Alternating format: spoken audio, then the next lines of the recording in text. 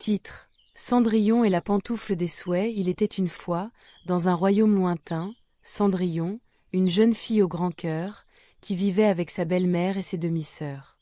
Bien que souvent maltraitée, Cendrillon restait joyeuse et pleine de compassion. Un jour, alors qu'elle explorait la forêt près de sa maison, elle découvrit une petite pantoufle étincelante, cachée sous une branche. En la ramassant, Cendrillon sentit une étrange magie émaner de la pantoufle. Curieuse, elle l'enfile, et à cet instant, une douce lumière l'entoura. Elle entendit alors une voix douce lui murmurer: « Cette pantoufle te confère le pouvoir d'écouter et de comprendre les souhaits de ceux qui t'entourent.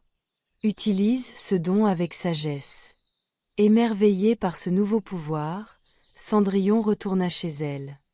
Au début, elle garda la pantoufle pour elle-même, mais vite, elle réalisa qu'elle pouvait aider ses amis.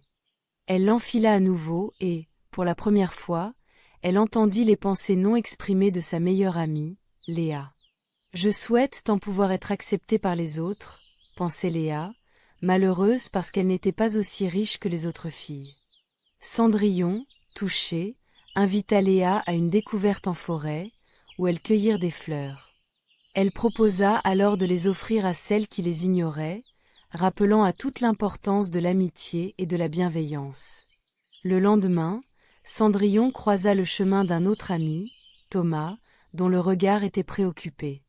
En portant la pantoufle, elle entendit son souhait: « J'aimerais que mon père retrouve son travail. » Comprenant sa peine, Cendrillon concocta un plan. Elle organisa une petite fête dans le village, rassemblant les habitants pour que tout le monde puisse se rencontrer et partager leurs talents.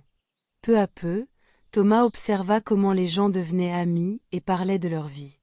Un homme qui était à la recherche de nouveaux artisans remarqua les compétences de Thomas et proposa à son père un nouveau poste. La joie éclatait sur le visage de Thomas. Chaque jour, Cendrillon utilisait sa pantoufle pour aider ceux qui l'entouraient. Elle réalisa que ce dont ses amis avaient vraiment besoin n'était pas seulement leur souhait matériel, mais également un soutien, une écoute et un lien authentique entre eux. Cependant, Cendrillon commença à sentir un poids sur ses épaules. En se concentrant sur les souhaits des autres, elle avait oublié de penser à ses propres rêves. La pantoufle, bien que magique, ne pouvait pas résoudre tous les problèmes. Elle décida donc de se réunir avec ses amis et de partager ses sentiments. Lors de cette belle soirée sous les étoiles, Cendrillon avoua: « J'aime vous aider, mais il est aussi important pour moi de rêver et d'être entendue. » Ses amis, touchés, lui promettèrent de l'écouter et de l'encourager dans ses propres désirs. Ainsi, Cendrillon apprit que bien que l'on puisse souhaiter du bonheur pour les autres, il fallait aussi prendre soin de soi et de ses propres rêves. La magie de la pantoufle n'était rien comparée à la vraie magie des relations sincères.